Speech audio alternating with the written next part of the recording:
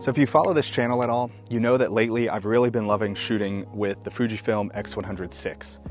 It's just such a fun little camera, and it's really gotten me shooting a lot more and back into that everyday documentary style photography that I was kind of missing when I was just shooting work on my Sony. One of my favorite things about this camera is the JPEGs that it puts out. I shoot RAW plus JPEG and I back everything up to my hard drives, but 95% of the time I'm really just shooting and sharing the JPEG images out of this camera. And to get those JPEGs looking really good, I have a handful of recipes that are programmed in here, and that's what I shoot with all the time, and then I can just transfer things right to my phone and share them. So in this video, I'm gonna go through 3 of my favorite recipes, and then I'm gonna give you a couple others that are always on my camera, but I don't shoot with them as much. But hopefully you get some ideas. If you like any of these recipes or you wanna try shooting with them, leave me a comment, let me know. I'd love to hear what you guys are doing with your X100 series. Most of the recipes that I have on here are made to mimic film stocks, with one exception that's just kind of a creative, out there sort of thing, but we'll get to that. So first up, my favorite and the one that I shoot with most of the time is a Portra recipe made to mimic Portra film stock. It's balanced for daylight, but it's also warmed up a little bit and kind of shifted to green just a little bit.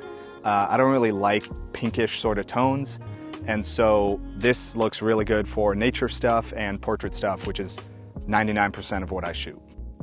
This portrait recipe is one that I came up with myself after trying out a handful of the ones that I found online. They all just had little things that I didn't like about them, and so I tweaked this one and came up with one that really fits my style of shooting.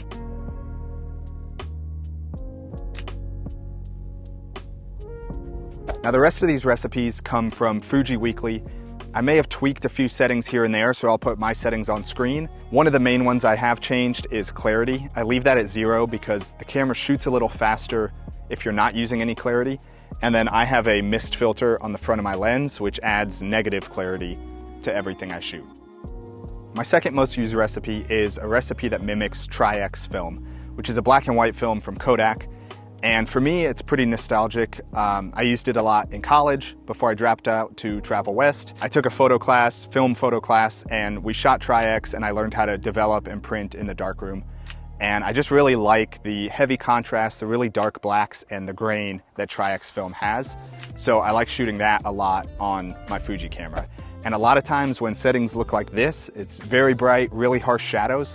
Black and white can look really good if you're looking for high contrast areas.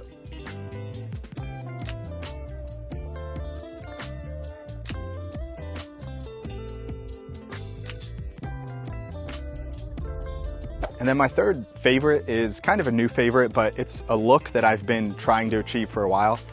And this one, again, is from Fuji Weekly, and this is actually made to mimic a Wes Anderson color grade for, I think the movie is Asteroid City, which I haven't seen, but I really like the look of this. It's very low contrast. Your shadows are not deep, dark black. And then the colors are very punchy and very warm and kind of bright in the red, orange tones. It's really just kind of an out there sort of recipe, but it's been a lot of fun to shoot lately, especially as we roam around down here. We're on a 3-week desert road trip just to get away from winter for a bit. We're down in southern Arizona and just shooting a lot of desert scenes. This recipe looks pretty cool, just something a little different than the more realistic ones that I normally shoot with.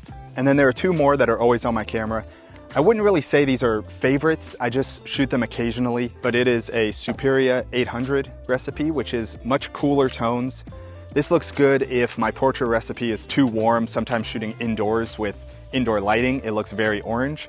I'll switch over to Superia, which is much cooler, looks pretty good indoors, and then it looks good when it's cloudy or rainy or snowy, and I want to get that sort of cooler, dreary sort of look. I'll switch over to Superia. And then the last honorable mention is Kodak Gold, which is actually a film that I really love to shoot. But when I'm shooting the Fuji, I want things to look a little nostalgic, but not too much like film. I want a pretty normal look because it's just more versatile if I'm gonna put it on my website or Amanda's gonna use it for her website or her blog or anything like that.